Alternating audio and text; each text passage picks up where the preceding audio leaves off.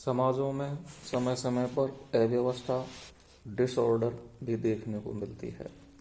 प्रत्येक समाज के जीवन में कोई न कोई ऐसा समय मिल जाता है जब वहाँ लड़ाई झगड़े, दंगे, गृह युद्ध, हिंसा, अपराध आदि की घटनाएं काफ़ी बढ़ गई है। ये घटनाएं सामाजिक जीवन में व्यवस्था के बजाय अव्यवस्था की स्थिति को व्यक्त करते हैं। व्यक्तिगत और सामूहिक दोनों ही प्रकार के जीवन में कुछ ऐसी शक्तियाँ कार्य करती रहती है जो व्यवस्था बनाए रखने और उसको स्थायित्व प्रदान करने में योग देती है। साथ ही कुछ ऐसी शक्तियाँ भी मौजूद रहती है जो अव्यवस्था, संघर्ष या विघटन में योग देती है। इसमें मौलिक दशा के रूप में व्यवस्था को माना गया है। बिना किसी न किसी प्रकार की व्यवस्था के मनुष्य का अस्तित्व ही खतरे में पड़ जाएगा। समाजशास्त्र सामाजिक जीवन में व्याप्त व्यवस्था के साथ साथ अव्यवस्था का भी अध्ययन करता है।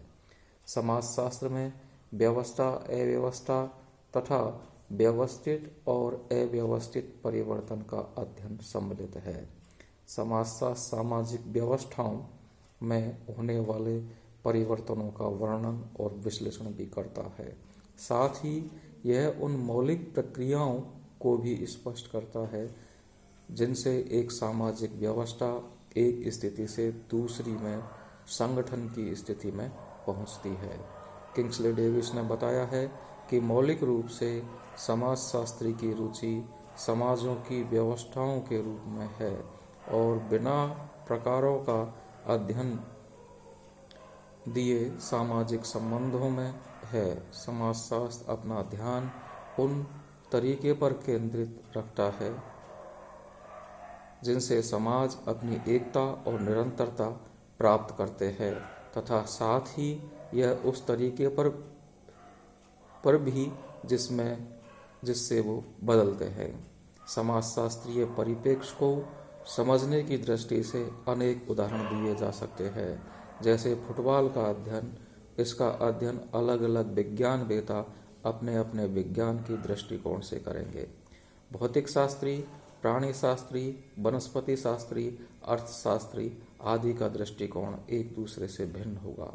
समाजशास्त्र खेल के मैदान में सामाजिक संबंधों की दृष्टि से प्राथमिक समूह, सहयोग, संघर्ष, प्रतिस्पर्धा के दृष्टिकोण से विभिन्न खिलाड़ियों की उपस्थिति और भूमिका के रूप में और समग्र रूप में अलग अलग खिलाड़ियों की क्रियाओं के आधार पर पाई जाने वाली व्यवस्था के रूप में फुटबॉल पर विचार करेगा।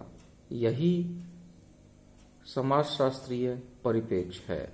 यह एक विशेष दृष्टिकोण है जो अन्य विज्ञानों के दृष्टिकोण से भिन्न है। समाजशास्त्री इसी दृष्टिकोण को लेकर विभिन्न वस्तुओं या घटनाओं का अध्ययन करता है। यही कारण है कि आज कला का समाजशास्त्र, संगीत का समाजशास्त्र, धर्म का समाजशास्त्र, ज्ञान का समाजशास्त्र, परिवार का समाजशास्त्र आदि पाए जाते हैं।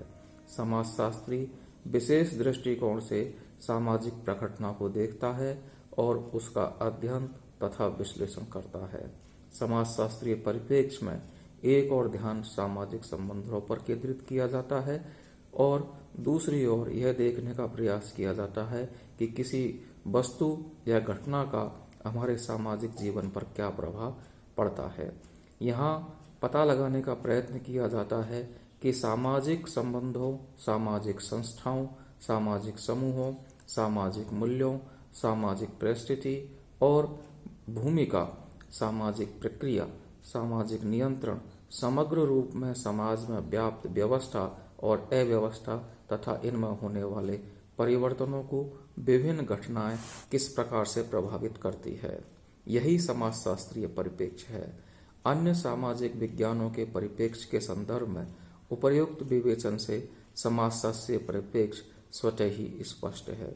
यह परिप्रेक्ष्य राजनीति शास्त्री, अर्थशास्त्री, इतिहासकार, मनोवैज्ञानिक, मानव शास्त्री आदि के परिप्रेक्ष्य से भिन्न है। समाजशास्त्रीय परिप्रेक्ष्य को प्रमुखतः दो भागों में बांटा जा सकता है। नंबर 1 वैज्ञानिक परिप्रेक्ष्य, साइंटिफिक पर्सपेक्टिव। नंबर 2 मानवतावादी परिप्रेक्ष्य, ह्यूमनिस्टिक पर्सपेक्टिव। समाजशास्त्र के संदर्भ में जब हम परिप्रेक्ष्य पर्सपेक्टिव की बात करते हैं तो इसका तात्पर्य यह है कि इसके अध्ययन में विश्लेषण की इकाई को एक विशेष दृष्टि से देखा जाए।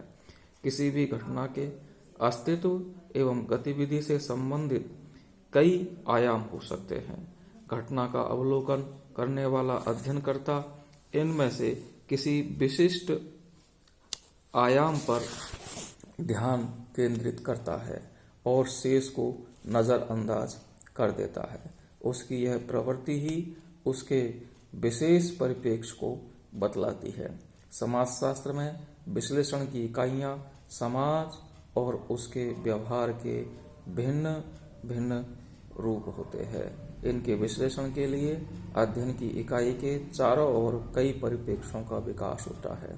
अध्ययनकर्ता किसी विशेष परिप्रेक्ष्य को अपनाते हुए समाज, सामाजिक संबंधों, सामाजिक व्यवहारों तथा सामाजिक प्रघटनाओं को समझने का प्रयत्न करता है। तो विद्यार्थियों, आपने देखा कि परिप्रेक्ष्य का तात्पर्य किसी भी विषय या किसी भी घटना या किसी भी गतिविधि को देखने का एक नजरिया या दृष्टिकोण होता है।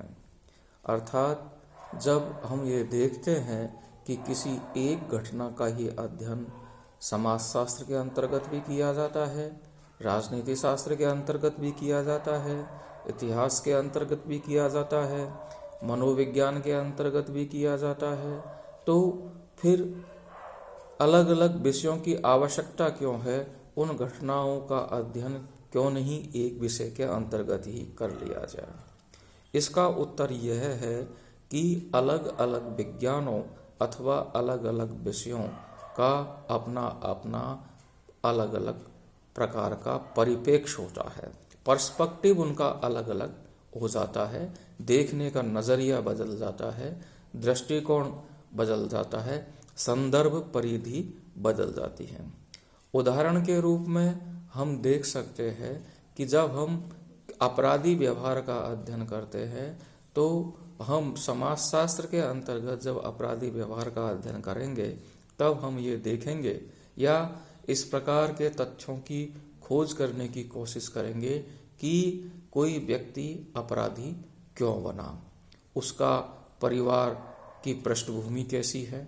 अगर परिवार में पहले से ही उसके माता पिता, भाई बहन अथवा अन्य उसके नातेदारी संबंध अपराध में लिप्त है तो उसका प्रभाव उस व्यक्ति के ऊपर पड़ना स्वाभाविक होता है और इस वजह से वह व्यक्ति अपराधी बन जाता है। या उसके पड़ोस में या मोहल्ले में या उसके जो मित्र समूह हैं, क्रीड़ा समूह है, उसमें भी अपराधी लोग हो सकते हैं जिनके प्रभाव की वजह से वह खुद भी अपराधी बन जाता है। इस प्रकार का जो अध्ययन है या देखने का नजरिया है या दृष्टिकोण है, इसी को ही हम समाजशास्त्रीय परिप्रेक्ष्य कहते हैं।